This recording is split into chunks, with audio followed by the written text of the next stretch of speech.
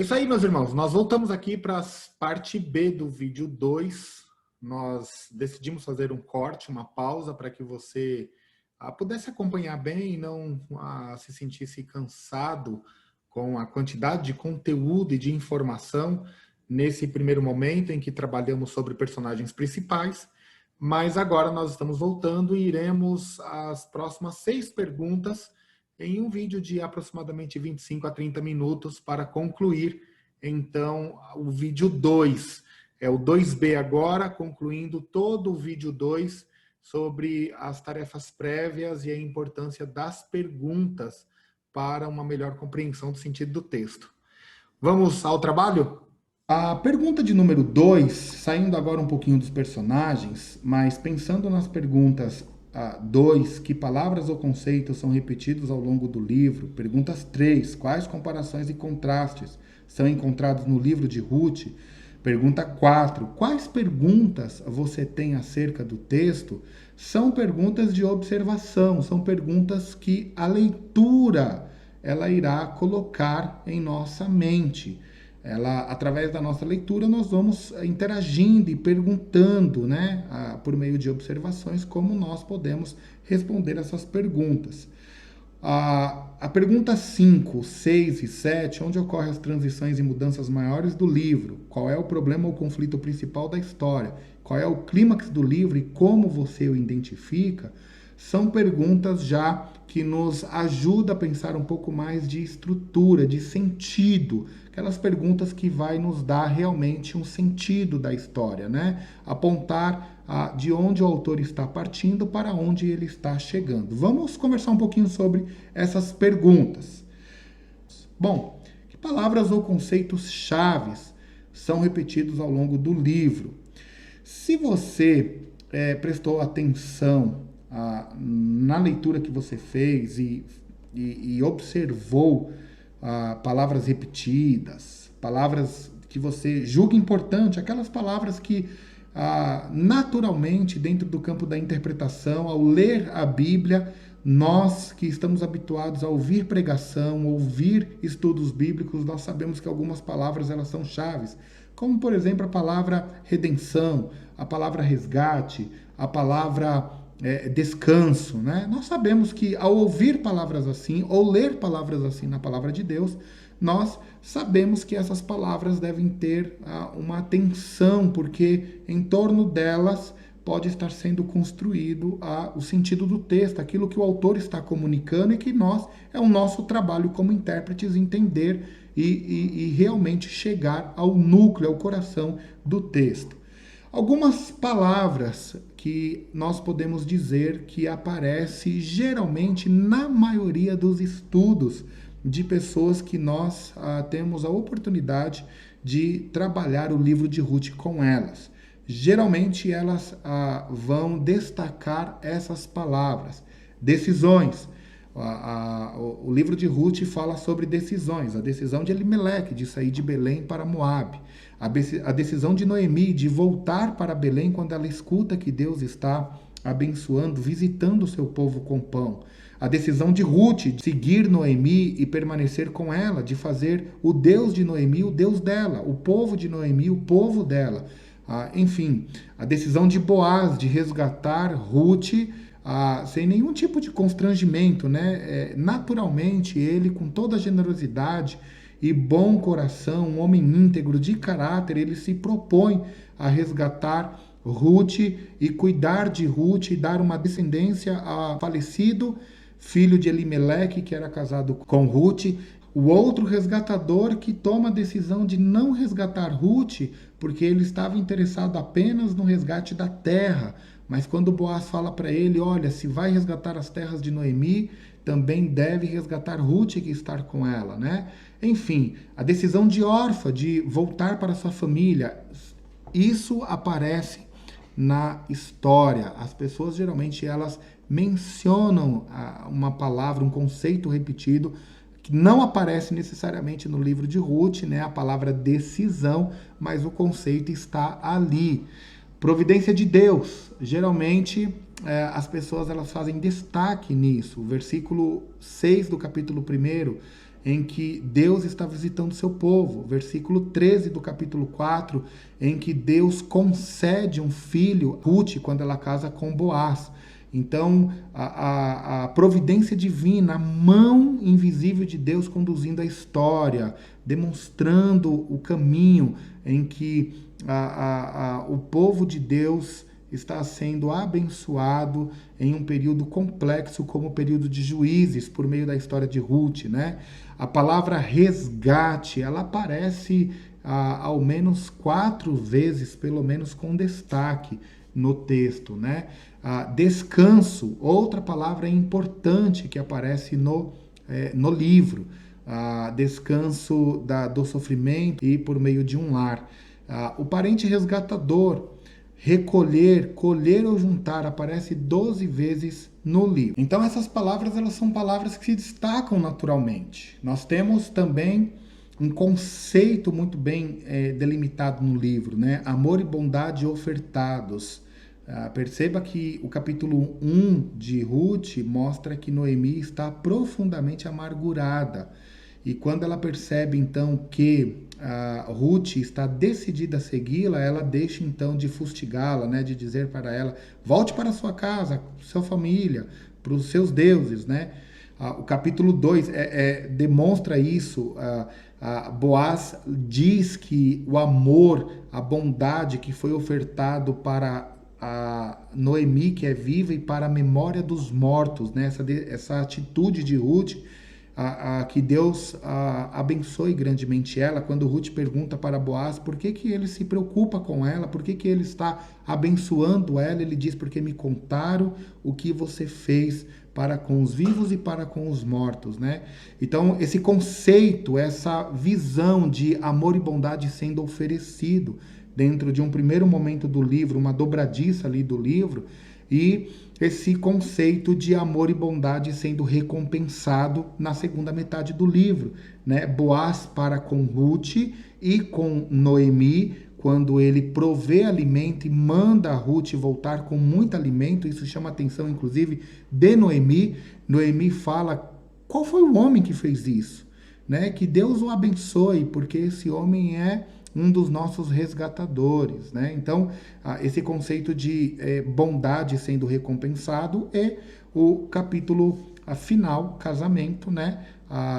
Com essa recompensa final aí, mostrando que o que foi dado e ofertado no primeiro momento, agora está sendo recompensado no segundo momento. Então, nós temos esses conceitos. Isso é importante porque esses conceitos, eles estão apontando, eles estão nos dando uma possível direção. Eu digo possível porque tem muitos outros elementos, mas necessariamente são palavras-chave e conceitos que são repetidos ao longo do livro, necessariamente são eles que estão pavimentando, né, a direção que nós devemos seguir nos passos do autor bíblico. Então, preste bastante atenção nisso, tá? Nós temos uma terceira pergunta, que é a pergunta que nós devemos fazer comparações e contrastes, ou observar essas comparações e contrastes, né? Como que nós podemos observar isso? Bom, o livro começa com uma informação no período em que juízes julgavam. O período dos juízes é o período em que cada um fazia o que era reto aos seus próprios olhos. Você vai se lembrar lá que Juízes fala isso por 2 vezes, né? Termina o livro de Juízes, capítulo 21, 25, falando sobre isso, né? Não havia rei em Israel e cada um fazia o que achava reto aos seus próprios olhos. Nós temos Elimeleque e sua família, que está seguindo aparentemente essa realidade. Eles simplesmente tomam a decisão de sair de Belém, o lugar que eles não deveriam ter saído, porque lá em Deuteronômio havia uma orientação, né, de que a terra em que o Senhor estava dando era uma terra que iria manar leite e mel, e ela seria o lugar de esperança, regozijo e alegria para o povo de Deus. Ali, quando nós terminamos Josué, capítulo 23 e 24, e começamos Juízes, nós vamos ver Josué dando as instruções novamente ao povo, para que o povo não abandonassem Deus, não deixassem de ser fiel em todas as coisas. cultivasse a santificação, o relacionamento com Deus, não menosprezasse a terra que o Senhor estava dando, as bênçãos que Deus estava dando. E aí, então, a partir do capítulo 3, Josué morre. A partir do capítulo 3, o que nós temos? Nós temos o ciclo de Juízes, em que o pecado, a idolatria, essas coisas começam a fazer parte. Então, Elimeleque, ele está seguindo, aparentemente, o que era comum no período dos juízes, cada um fazendo o que achava correto aos próprios olhos, né? Talvez essa seja uma visão clara pelo motivo que foi decisivo aí para que Elimeleque saísse de Belém, né? Ironicamente, até mesmo Belém, casa de pão, para buscar pão em Moabe, uma cidade, um país, uma terra hostil para com os israelitas, né? Nós temos Ruth, uma moabita estrangeira que está fazendo uma contraposição, né, um contraste acerca desse período e até mesmo da família de Elimeleque, uma estrangeira moabita que se submete ao serviço sacrificial a Deus em prol do cuidado da sogra, não levando em consideração o seu próprio benefício de poder voltar para sua família, casar e viver a sua vida, mas para honrar a sua sogra, ela decide amá-la de forma sacrificial para demonstrar cuidado e continuar a jornada com ela. Nós temos também um outro contraste no livro, né? Noemi, lá no capítulo 3, ela está querendo fazer as coisas do seu próprio jeito, ela está querendo promover um lar para Ruth, né? E mesmo diante da frustração divina, por causa do outro resgatador que é introduzido na história, Deus continua trabalhando e mostrando para Noemi que não é do jeito dela. E o capítulo 4 encerra com aquela belíssima história, né, em que as mulheres estão dizendo: olha, esse neto e essa nora que o Senhor te deu, ela é melhor do que até mesmo 7 filhos. Então, nós temos aí esses contrastes que é perceptível no livro a partir da leitura, né? Nós temos Boaz se contrapondo à israelita. Boaz é um homem que está na contramão, ele não quer fazer as coisas do seu jeito, né? Ele poderia muito bem se apropriar de Ruth ali na eira e realmente resgatá-la, né? Mas ele é um homem íntegro, responsável, ele quer fazer as coisas corretamente, ele quer preservar a imagem de Ruth, ele se coloca como resgatador, mas ele quer que as coisas sejam feitas corretamente. Isso também é visto à luz do contrato que é realizado ali no portão, na entrada da cidade, né? Esse contrato, ele está fazendo um resgate das antigas tradições morais entre os israelitas, né? Era uma tradição feita com muita minúcia, em uma época em que ninguém se importava com o que era certo, ou seja, cada um estava fazendo o que achava reto aos próprios olhos, mas Boaz quer fazer algo realmente correto. Ele é um homem íntegro que se coloca à disposição do serviço de Deus para proteger e preservar Ruth e, ao mesmo tempo, beneficiá-la com o resgate. Mas, enquanto isso não acontece, ele dá bênçãos a ela por meio do alimento, manda para a sogra dela e ele faz tudo corretamente, né? Conforme as tradições minuciosas de sua época, em um período em que de muita conturbação. Então há comparações muito visíveis aí no livro de Ruth para nós, né? Isso deve ser destacado também nos nossos estudos, porque isso vai nos ajudar a pensar no sentido do texto. Aqui nós entramos nas perguntas que poderíamos ter acerca do livro. É claro que quando nós falamos de perguntas, queridos irmãos, nós precisamos nos lembrar que existem perguntas básicas, aquelas perguntas óbvias, né? E existem as perguntas de profundidade que nos ajudam a cavar o texto bíblico, a pensar com mais clareza no texto bíblico, né? Algumas perguntas óbvias e outras perguntas de profundidade que podem nos ajudar, né? Quem escreveu o livro de Ruth? Bom, essa pergunta ela é uma pergunta que não tem resposta, é uma pergunta que pode sim entrar nos nossos estudos, mas ela é uma pergunta um pouco complexa e ela não altera o sentido do livro, né? O que o autor quis comunicar. Nesse caso aqui de Ruth, é uma pergunta que fica em suspenso. Algumas pessoas, alguns estudiosos, eles chegam ao ponto de dizer que foi Samuel que escreveu. Outras dizem que foi Salomão. Não sabemos ao certo. Alguns estudiosos que dizem que foi Salomão, eles vão dizer que não poderia ter sido Samuel, porque Samuel morreu antes de Davi tornar-se rei. Ruth não diz que Davi era rei, mas está implícito ali no capítulo 4 que, ao mencionar Davi, o narrador está querendo dar continuidade, de fato, à progressão da promessa de Deus e está relacionando a semente Obed com o que está apontando para Davi, né, como rei. Então, alguns falam que foi Salomão por causa disso, não teria como ser Samuel, né? Outros falam que não podia ser Salomão, porque a estrutura e a forma como a monarquia já estava estabelecida teria mais detalhes no ponto de vista do narrador. Enfim, nós não sabemos. Porém, não traz nenhum tipo de alteração ao sentido do texto, não saber exatamente quem foi que escreveu Ruth. Mas algumas perguntas interessantes que geralmente aparecem com aqueles que nós estamos oferecendo o treinamento de Ruth. Se Moabe era inimigo de Israel, como Elimeleque foi morar lá? Aqui tem algo muito interessante. O capítulo 3 de Juízes, dos versículos 12 a 30, relata a história de como Eude matou Eglon, o rei de Moabe.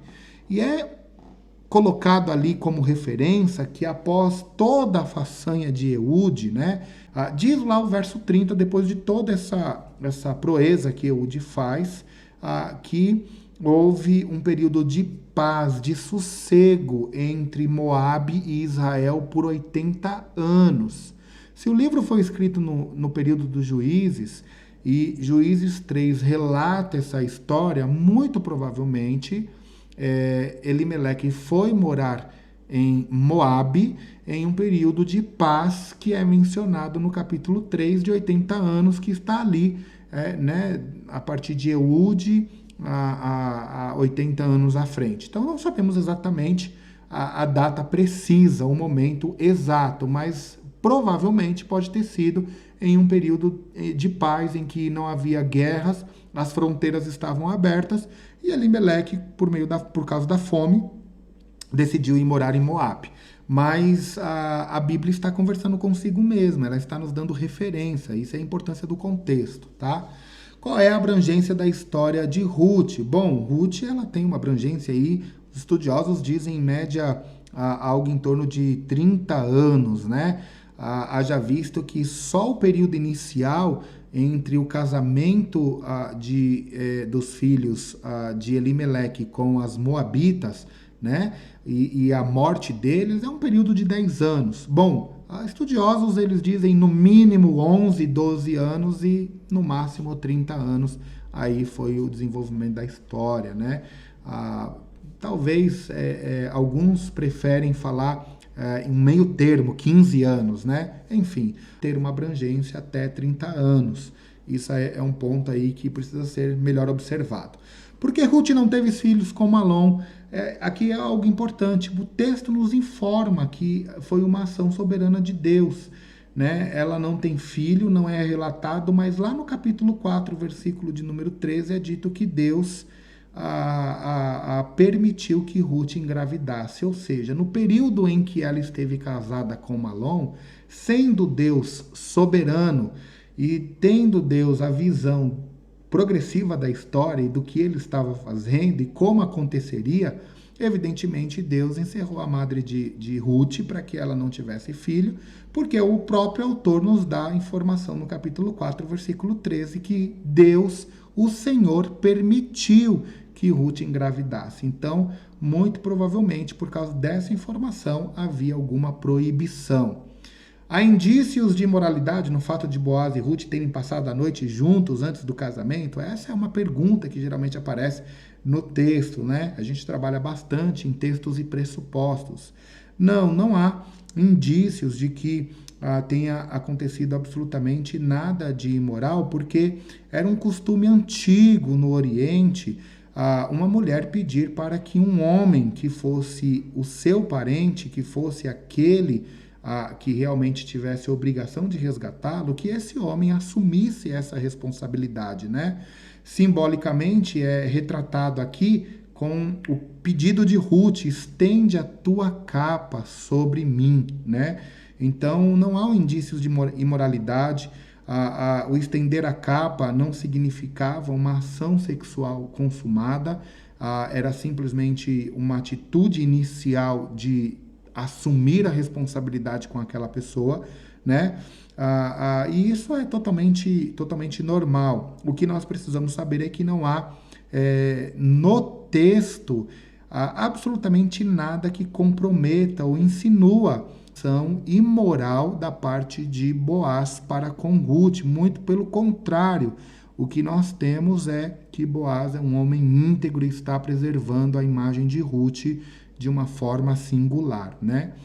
Casar-se com uma moabita não era expressamente proibido por lei? Sim. Necessariamente as nações as quais as pessoas israelitas, né, não podiam casar, estavam proibidas para casar, eram aquelas que possuíam, habitando, que estavam morando na terra, tinha posse da terra que seria a terra dada a Israel, a terra de Canaã. Moabe não aparece lá, mas é verdade que Moabe é uma nação pagã que tinha muitos conflitos com Israel, haja vista a sua origem, né? É uma nação que nasce debaixo de um incesto, de uma situação incestuosa. Você vai se lembrar lá das filhas de Ló, né? Que davinham a eles e depois de deixá-lo alcoolizado, né? Bêbado, elas se deitam com seu próprio pai, primeiro a mais velha, depois a menor, e dali, fruto disso, nasce Moabe.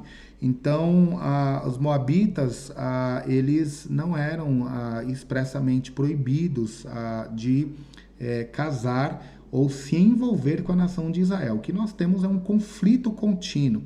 Haja visto, meus irmãos, que em Deuteronômio 23, versículo 3, eles estão proibidos por 10 gerações de entrar na Assembleia de Israel. Ou seja, eles não estão proibidos permanentemente, mas por 10 gerações. Seria o processo ali, o que nós entendemos de purificação, santificação, assim como aconteceu no episódio do deserto, em que as gerações elas foram tombando, morrendo, né, até que então uma geração fosse renovada. Então a ideia talvez seja essa. Eles eram proibidos de se relacionar, sim, é verdade, com os moabitas, mas não era uma proibição permanente, né? E talvez esse é o caso em que Ruth é contemplada, né? Nesse casamento com Boaz. Senão não faria sentido, né? A gente falar que Malom errou ao casar-se com uma moabita e Boaz não. É verdade que tem um desdobramento aí agora de Ruth, que se torna uma estrangeira dependente do Senhor. Ela busca refúgio nos braços do Senhor. Mas a lei, ela também estava contemplando essa realidade a partir de Deuteronômio capítulo 23, quando fala das 10 gerações que não poderiam se envolver na Assembleia. Pode ser que Ruth esteja acima dessa 10ª geração. Pode ser. A gente precisa fazer um estudo melhor de contexto e pensar nas implicações da teologia bíblica. Mas nós não podemos desconsiderar essa possibilidade, até porque nós temos a exigência se expirando, que contempla aí o tempo da história de Ruth, quando nós falamos lá de Moabe até Ruth. Então, precisamos pensar um pouquinho melhor sobre isso, mas são possíveis respostas para nos ajudar em uma direção do sentido do livro. Onde ocorrem as transições e mudanças maiores do livro?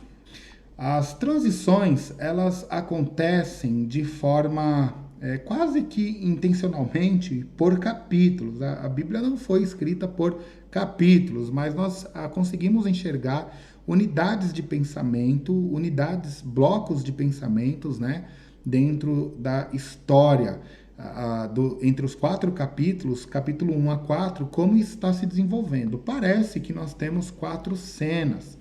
Obviamente que quanto mais eu trabalho isso daqui e mais eu divido, mais eu vou chegar com precisão ao sentido do texto, ao que o autor quis comunicar.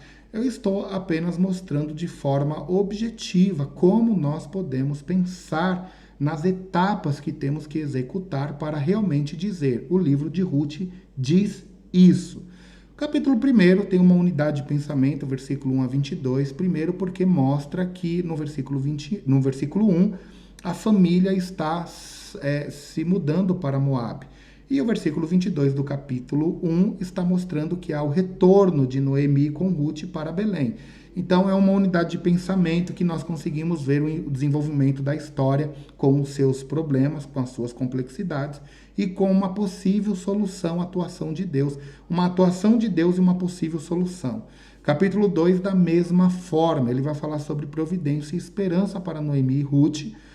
O enredo do capítulo 3 também tem as suas complexidades, né? Um possível clímax ou não, a gente precisa ver isso na narrativa, né? Mas uma unidade de pensamento em que a história está dando continuidade a partir do capítulo 3, mudando o cenário.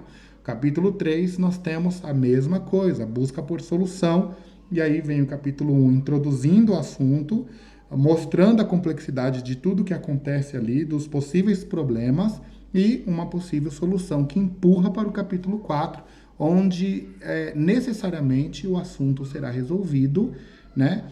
E a história concluída. Então, o que nós temos nas transições? Nós temos nas transições o apontamento daquilo que o livro está dizendo, da história que está sendo narrada.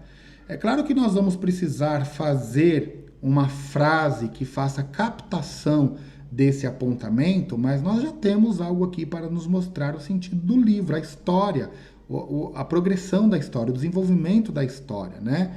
Então eu tenho todo o assunto ali no capítulo 1 desenvolvido, no capítulo 2, no capítulo 3, no capítulo 4, a relação entre os capítulos e o apontamento entre a adversidade que começa no capítulo 1 e o problema resolvido. E essa adversidade ela é resolvida no capítulo 4, por meio de uma ação graciosa, de um resgate, em um contentamento por meio dessa bênção, desse resgate, né? O que gerou nesse resgate. O que nós temos, então, é essas transições maiores.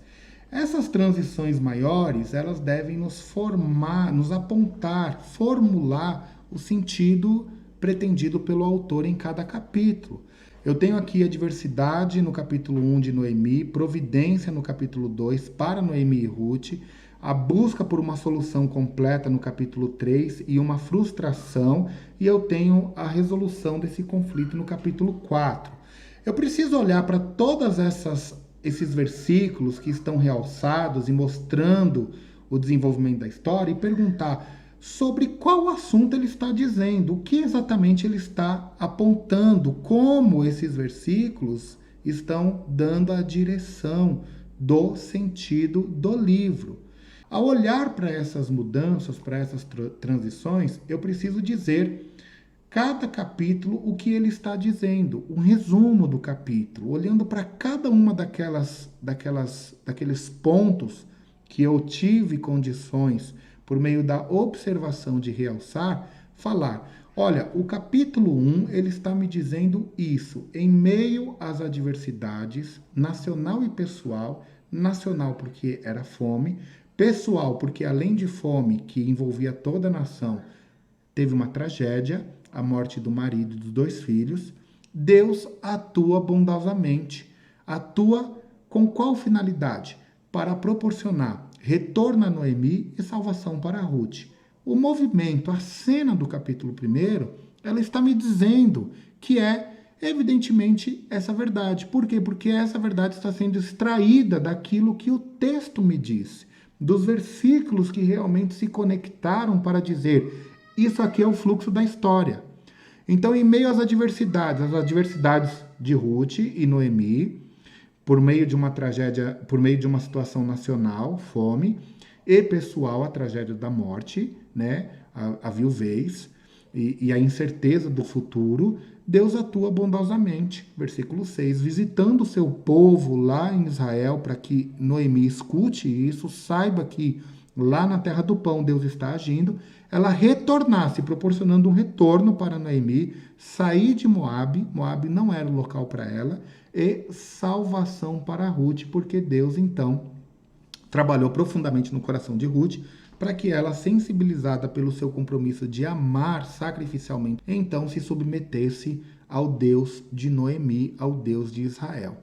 É claro que quanto maior divisões e trabalho e esforço eu demando no capítulo 1, mais elementos eu vou colocando e mais completo fica a minha frase que está dando sentido para o livro, né? Não dando sentido que o autor não quis, mas dando o sentido que o autor quis, ficando nítido que o autor quis revelar.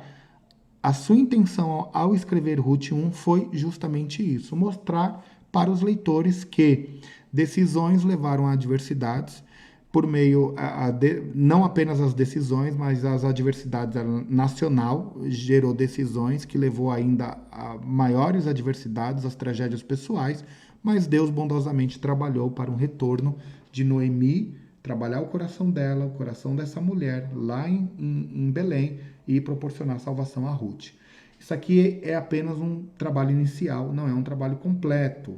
Obviamente, como eu estou dizendo, quanto mais tempo trabalhamos nessas questões, mais capacidade de colocar elementos importantes aqui para dizer o que o texto está dizendo, nós teremos, e informar nossa mente, e nutrir nossa mente e coração com esse sentido. Capítulo 2, eu tenho lá a providência e esperança para Noemi e Ruth. Qual é o assunto do capítulo 2? Deus derrama sua graça e misericórdia ao oferecer sustento em meio à fome e esperança de resgate. Bom, elas chegam no capítulo 2 em Belém. Ocasionalmente, a Ruth chega no campo de Boaz e, mediante essa situação, ela então tem a provisão do alimento e a esperança é reacendida por meio de um parente que é o possível resgatador. O capítulo 2 está me dizendo isso. Deus está atuando por meio de sua graça e misericórdia, oferecendo sustento em meio à fome e esperança de resgate. Capítulo 3, o que o capítulo 3 diz? Capítulo 3 é a busca por solução. A atuação de Deus mantém a esperança quando os planos humanos encontram obstáculos inesperados. Eu estou dando uma frase para resumir o capítulo 3. Olha, tem a instrução de Ruth para Noemi, a execução, a frustração. Por quê? Porque Boaz fala para Ruth que ele é um dos resgatadores, mas não é o único, tem outro parente mais chegado.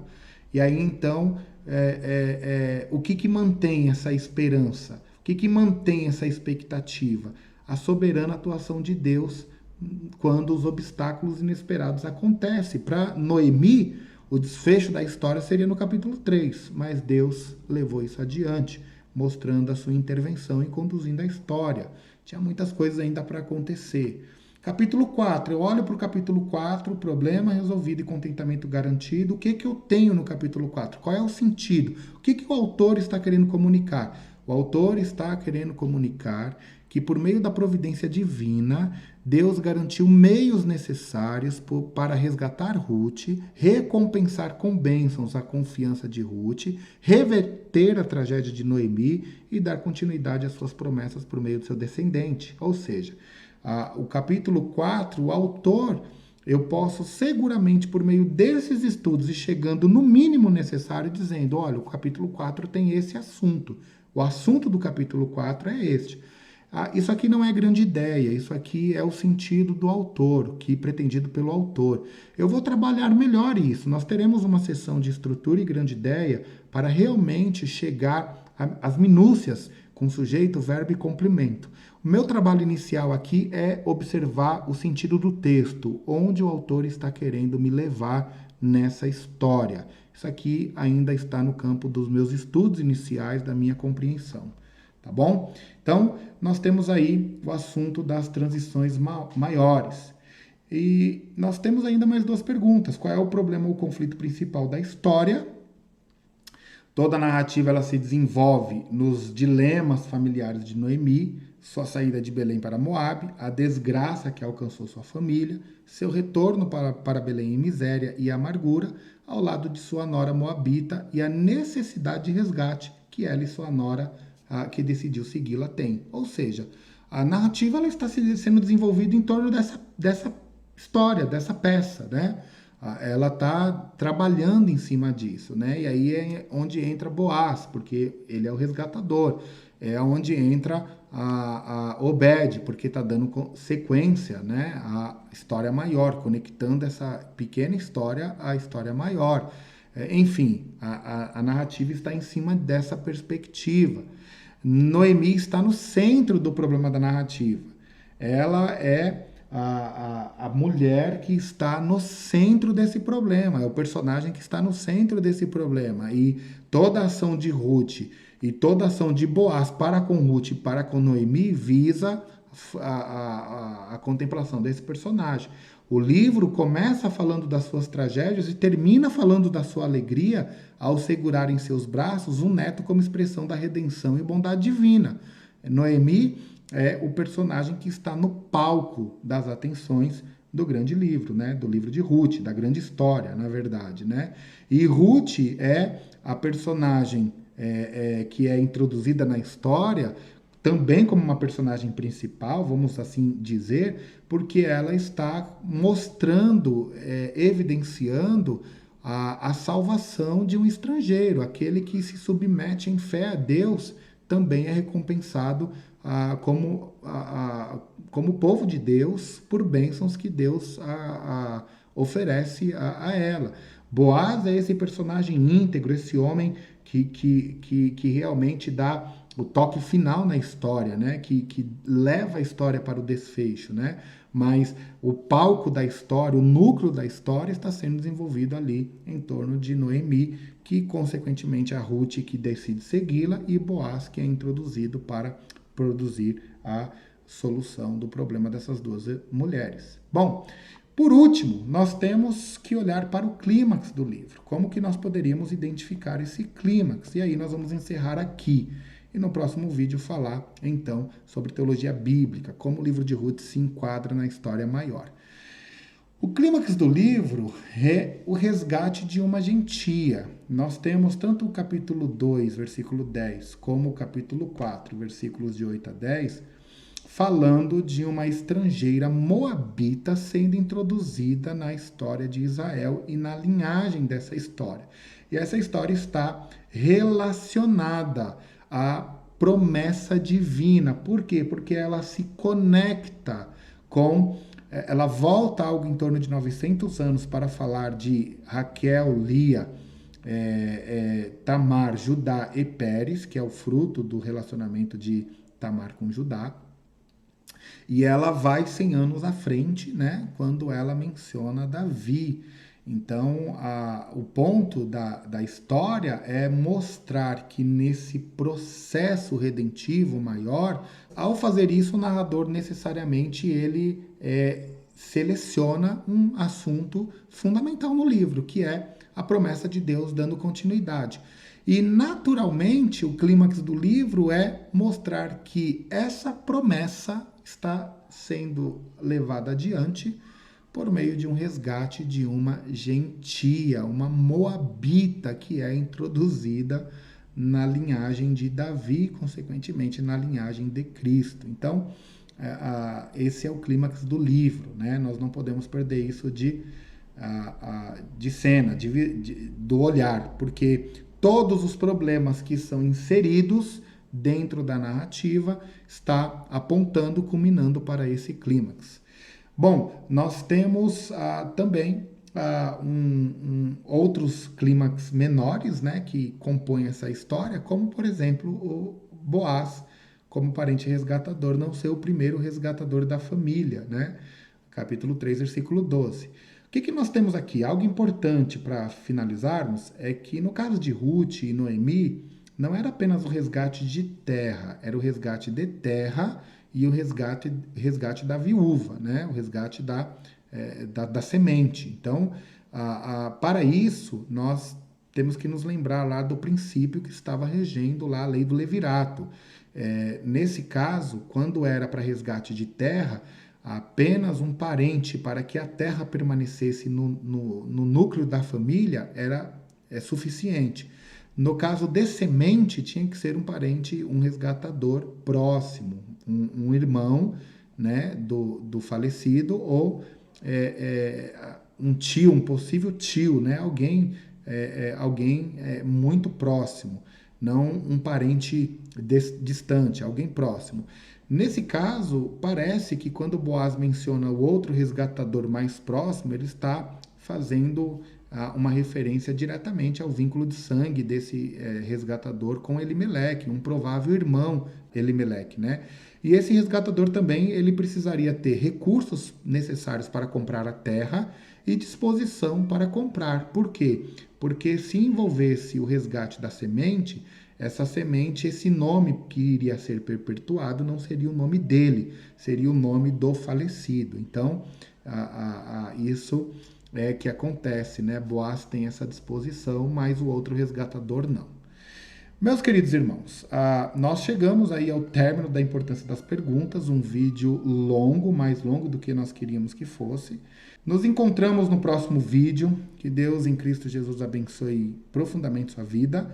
Próximo vídeo nós iremos terminar as tarefas prévias, mostrando a importância das últimas duas perguntas que relaciona como o livro de Ruth está alicerçado na história maior. Queridos irmãos, terminamos aqui, então, o nosso vídeo 2, o vídeo que fala sobre a importância das perguntas. Passamos em cada uma das perguntas de forma minuciosa, dentro daquilo que foi possível. Muitos detalhes ficaram para trás. Eu pensei em pegar aquilo que é comum, que mais aparece nos nossos treinamentos, para justamente ajudar você a entender como o processo funciona. Então, queremos continuar encorajando para que você assista a esses vídeos, treine por meio desse processo metodológico, pense na importância de cada etapa do seu estudo das Escrituras, leve isso à sua igreja, leve isso a seus pequenos grupos, à sua família, certamente Deus te abençoará grandemente. Forte abraço em Cristo, Deus abençoe, até o terceiro vídeo, se Deus assim permitir.